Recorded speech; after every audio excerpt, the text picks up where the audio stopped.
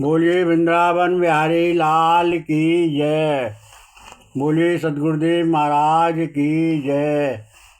सभी प्रेमी प्रेम से एक भजन बोलें।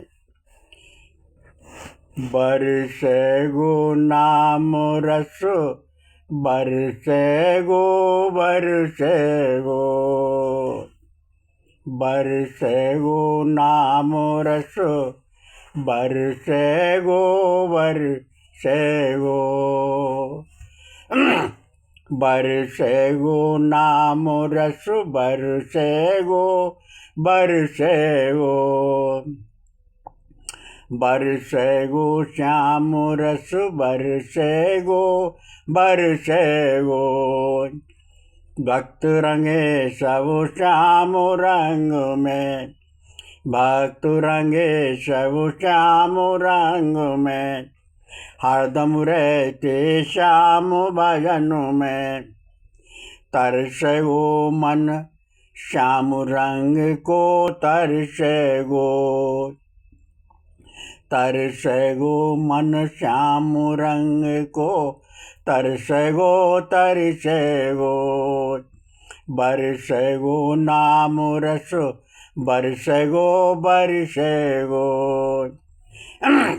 श्याम रंग में तन मन भीजे, श्याम रंग में मन रंग लीजे, बरसे गो हरि रंग, बरसे गो, बरसे गो, बरसे गो श्याम, बरसे गो नाम रस, बरसे गो, बरसे गो, संग रस सब रंग फीके, श्याम रंग पक्का, सब रंग फीके श्याम रंग पक्का, श्याम रंग पक्का, श्याम रंग पक्का, और बरसे गो पक्को रंग हरि, बरसे गो, बरसे गो पक्को रंग हरि, बरसे गो, बरसे गो नाम रस, बरसे गो, बरसे गो,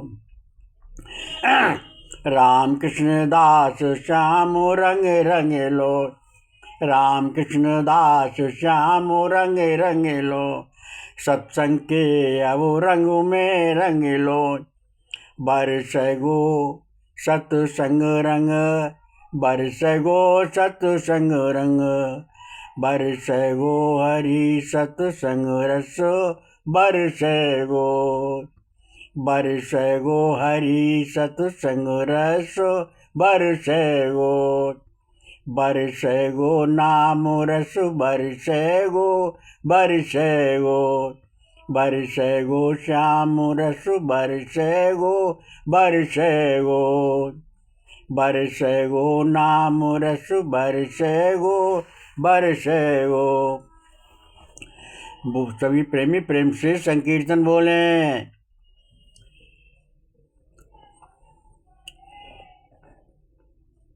हरे कृष्ण रामा, हरे कृष्ण रामा, मुसीबतों में काम आते हैं श्याम।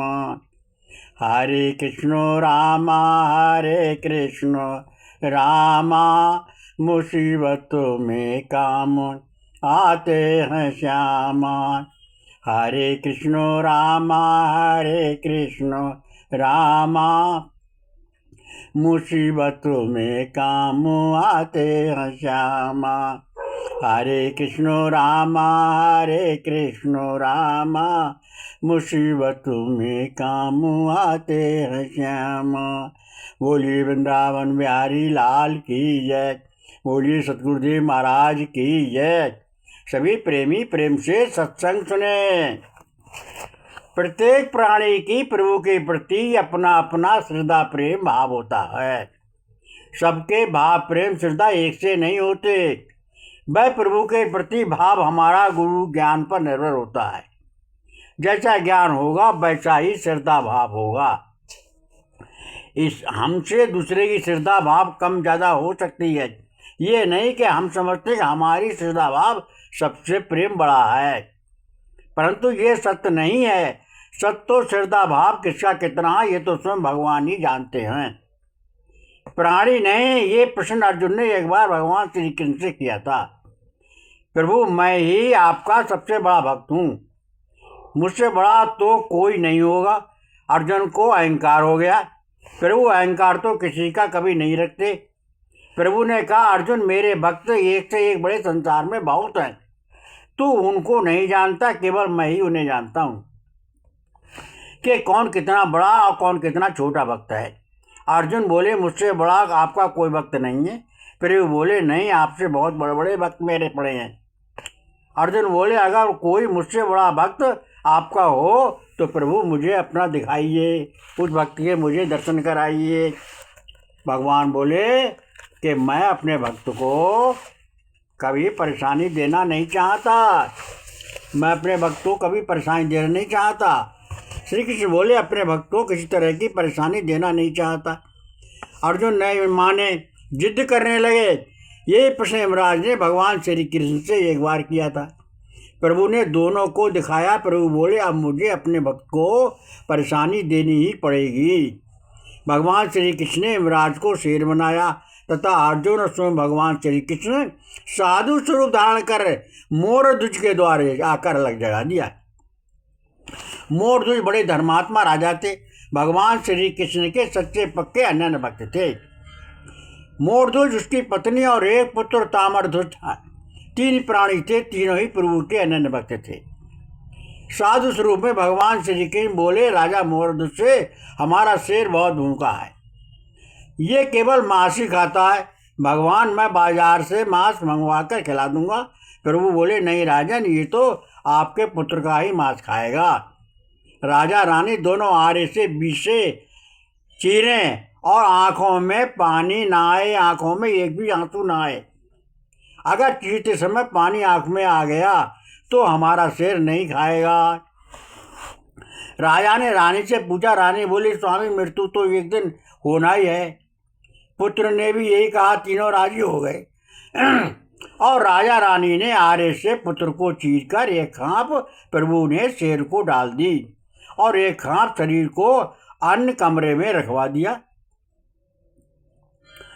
अब भोजन बना। राजा रानी बोले प्रभु भोजन कर लीजिए।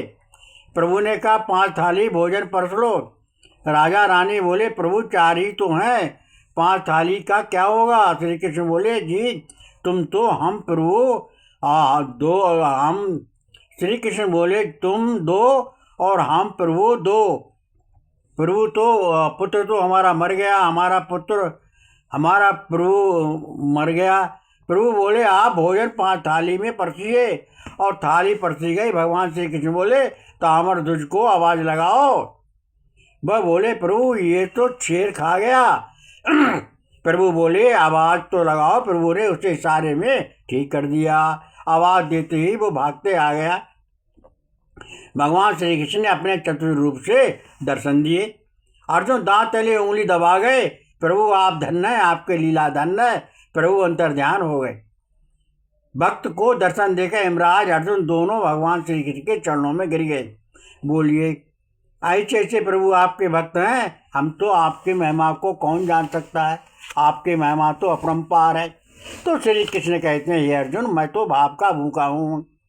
भाव श्रद्धा के बिना प्राणी जो कुछ भी कर्म करता है, चाहे यज्ञ करे, दान करे, पाठ करे, पूजा करे, उपकार करे, व्रत करे, भजन करे, सुमरण करे, सत्संग करे, वह बिना प्रेम हो, बैराग हो, तीर्थ हो, परमार्थ हो, दया हो, सहायता हो आदि आदि कुछ भी शुभ कर्म हो, वह सब श्रद्धा भाव के बिना व्यर्थ हैं, कल्याणकारी नहीं है, देव गुण नहीं है, देवताओं के गुण नहीं है, ये आसुरी गुण हैं। बिना श्रद्धा के लोक परलोक स्वर्ग कुछ भी काम का नहीं, कुछ काम का नहीं, सब दिखावटी है। ऐसे करने से कुछ भी लाभ नहीं होता। अर्थात प्रत्येक काम में सफलता का मूल मंत्र है। श्रद्धा भाव प्रेम काम में ही आता है, परंतु अपना कर्तव्य कर्म समझकर नहीं, उसे भार समझकर कर रहे हैं। जैसे कोई जबरदस्ती करा रहा है, ऐसे भाव से वे मन से कर रहे हैं, दिखावटी रूप से कर रहे हैं, अपनी प्रसिद्धि के लिए कर रहे हैं, अपने को पुजवाने के लिए कर रहे हैं। बनावटी कर रहा है। ऐसा करने से कल्याण नहीं होगा। ऐसा करना अपना जीवन खराब करना है, क्योंकि इसमें सच्ची श्रद्धा भाव नहीं है। श्रद्धा कुभाव भरा हुआ है, अधर्म भरा हुआ, अन्याय नीति भरी हुई है, तो कल्याण कैसे होगा? दूसरों को धोखा देकर विश्वासघात करके अपना स्वार्थ पूरा किया तो क्या पशु समान जीवन है। दूसरों को दुख देकर सुख कहाँ? सुख तो दूसरों को सुख देने में है। अगर तुम दूसरों को दुख दोगे तो हमें भी दुख ही मिलेगा। सुख दुख नाम दो चीजें, जो प्राणी जो बोएगा वही फल तो काटेगा। जैसा जो बोएगा वही फल काटेगा। परंतु प्राणी करते हुए ये भूल जाता है कि दुख के बदले सुख चाहते हैं। परिणाम उल्टा होता है और फिर बात को भगवान को दोष देते हैं, अपने भाग को दोष देते हैं, अपने किए कर्म को नहीं देखते। इसलिए सभी प्राणी पहले कर्म देखो और जैसा हमारा कर्म होगा वैसा ही फल होगा। प्रभु किसी के साथ में न्याय नहीं करते। प्राणी का कर्म देखकर उसका भाग का प्राप्त का निर्णय होता है। जैसी करनी तैसा फल, आज नहीं तो निश्चय कल। जो फल किसी को मिला हमें नहीं, अरे आज नहीं मिलेगा कल मिलेगा।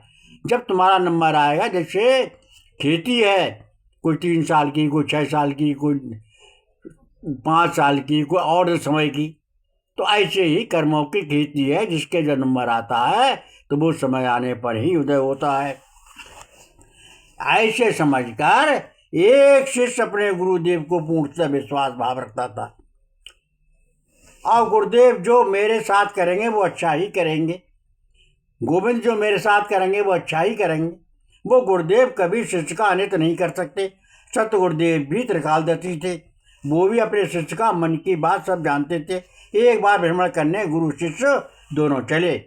गुरुदेव ये जान गए कि राजा आज मेरे शिष्य की मृत्यु सर्प काटने से होगी। गुरु ये बात जान गए कि मेरे शिष्य की मृत्यु आज सर्प काटने से होगी। चलते चलते जब थक गए तब एक वृक्ष के नीचे बैठ गए। शिष्य को नींद आ गई। गुरुदेव जागते रहे। सर्प आ गया शिष्य को काटने। गुरुदेव ने सर्प को समझाया, बेटा बैठ से बैठ कभी शांत नहीं होता, जो हो गया उसे भूल जाओ। सर्प बोला, गुरुदेव पहले इसने मुझे मारा था, अब मैं इसे मारूंगा। गुरुदेव ने कहा, मान जाओ। तब सर्प बोला, आप मुझे इसकी गर्दन का खून पीने को दे दो तो छोड़ दूंगा। गुरुदेव ने चाकू निकाला, शिष्य की गर्दन काटने लगे। शिष्य ने देखा, अपनी आंखें खूब कसकर बंद कर ली। उसे विश्वास था कि गुरुदेव अनित कर ही नहीं सकते। गुरुदेव ने खून सर्प को पीने को दे दिया। सर्प खून पीकर प्रणाम कर चला गया। शिष्य के प्राण बच गए। ये सतगुरु के प्रति श्रद्धा, विश्वास भाव और प्रेम होने का प्रणाम है। प्रणाम। सभी प्रेमी अपनी अपनी पक्की सच्ची श्रद्धा भाव बनाओ और गुरुदेव प्रभु के प्रति प्रत्येक कार्य श्रद्धा भाव प्रेम से करो। सच्चे मन से, निर्मल मन से, अंतरात्मा से प्रभु का स्मरण करो और दूसरे को नाम का बताओ। जीवन में आनंदमय जीवन जियो। सभी प्रेमी प्रेम से यही बोले वृंदावन बिहारी लाल।